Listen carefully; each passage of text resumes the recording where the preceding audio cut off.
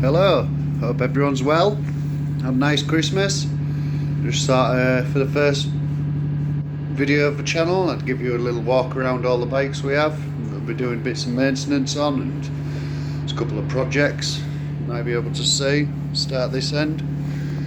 We have the lt50. I believe it's a 90s. This one was just bought on a whim really. It was cheap. Customer I was doing some work for. We do have a I have ridden it, taken it out with kids, but it runs like a potato on a treadmill, so I think we're just going to rebuild that from top to bottom. So there'll be a couple of videos on that. Nice little project. We have the lt80 here. I believe this is 2005 or 6. I've owned this about 5 years.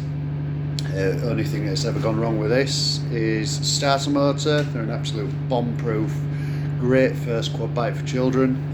Also, adults can have some fun on it. The only modification you won't see on many of these, I don't know if you can see this down here, we have a pull start. Sorry for the bad video quality, which is was an optional extra in America. Rather than putting a new starter motor on it, I opted for paying 110 quid plus import charges from America, because it's an absolute pig of a job to change the starter motor on these. We will be changing it at some point, so there will be a video on that. You pretty much have to hang the quad from the ceiling, split it in half, but that's a different video to follow. One of the newest additions. This came for the eldest's Christmas present. This is a Yamaha pw80. It's a bit of an anomaly, this one, because the usual website I use for finding out what year they are in European domestic models, couldn't find this one. I've used it for both the pw80 there and the yz there. We'll get onto that one. But yeah, if any of you can help me with this, the first three numbers are 44W. The person I bought it from, he had some work done on it by a Yamaha specialist, and they seem to believe it was a Japanese domestic model. But if anyone else has any more information, or where I can find JDM engine codes on the internet, that'll be helpful. I mean, there's nothing wrong with it. It runs and rides fine. It's been out this last Sunday, as usual on any Sunday. If any of you've seen that, Steve McQueen featured in that, if anyone likes him. Good motocross film. Moving on to the Yamaha pw50. We've owned this about 5 years maybe. This was one of the first bikes we bought. Original plastics from the year, not aftermarket ones.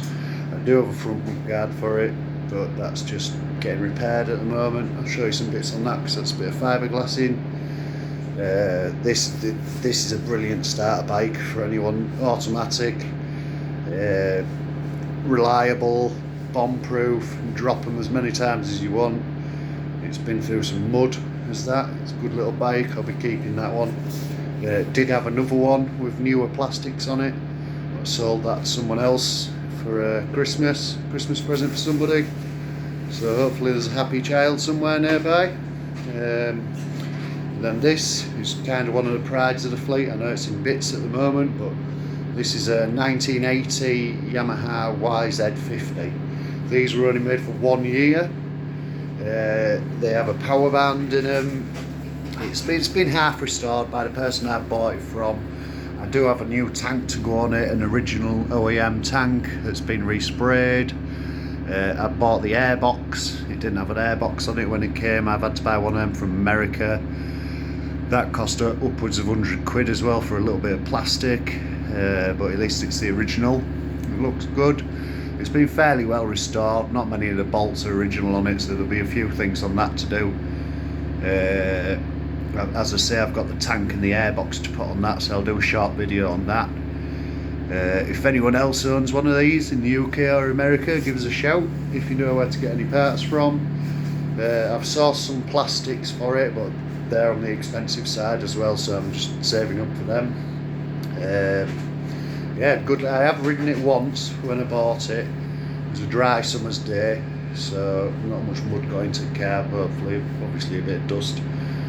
But it's fast, very fast for a 50, rides well, and yeah, when it's finished, I don't know, I might sell it, might keep it for a couple of years. And moving on to the biggest one we have, and when I say biggest, it is still quite small. This is the cr80, 1996 or 7. I believe it to be a 7, but with the wrong coloured mudguard and back plastics on. But if anybody knows any different, I believe it should have red side plastics and a white tailguard from what I've researched. As I say, it's a mid-wheeled one.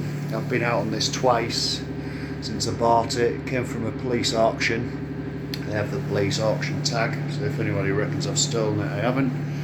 I've seen the pictures of the original owner who I bought it for about 3 weeks ago, local to where I am, and I also have the police auction tag.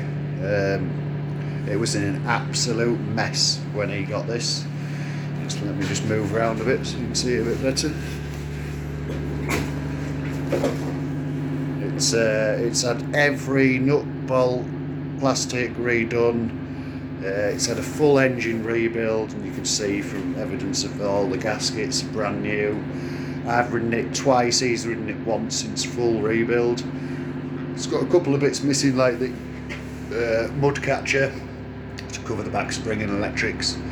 We have a bit of work to do on this, because after this weekend out it wouldn't start halfway through the day, so we've got a bit of maintenance to do on this. I'll do some videos of that. I believe it's just dirty fuel in the carb because of the jerry cans I used, but we'll do some more videos, and I hope you enjoyed showing you around what I've got, and we'll do some maintenance videos soon.